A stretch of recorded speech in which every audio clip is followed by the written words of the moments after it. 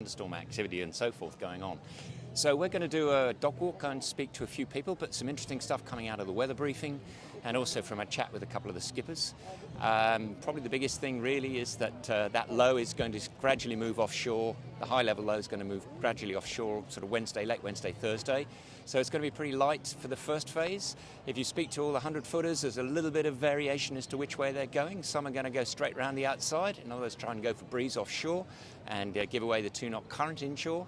Others, if you speak to Ian Murray, he says, I think it's what he called a golf slice, which is that you head out, turn right and just veer about 170 going south and hooking into it early enough there. So if you ask Whitty, he says we're going to be perfect conditions for us, so everyone's going to be chasing us. We'll be the rabbit they'll all chase, be that as it may.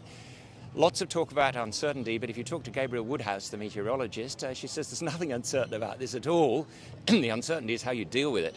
A low like this does perch occasionally on, for a period, a high-level low like this does perch occasionally on over Victoria and New South Wales, and of course it produces these weird little cluster bombs of small low-pressure pieces. So first piece is really just dealing probably with big storms. She said the bit that concerns her most is really some of these really, really dark clouds. So sunny now, she says, but you get an enormous number of concurrent hazards, lightning, hail, and particularly just really strong winds coming out of those bursts, and they can come from every direction. So interesting to see how the first 24 hours goes.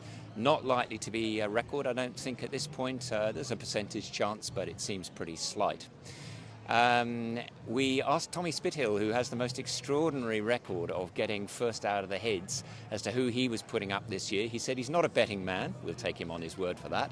His pick this year is Scallywag, first out. And he also thinks, as a roughie, as he describes it, that Alive will be the first of the other boats out past the 100-footers. Could be a bit of a drifting race, we'll see.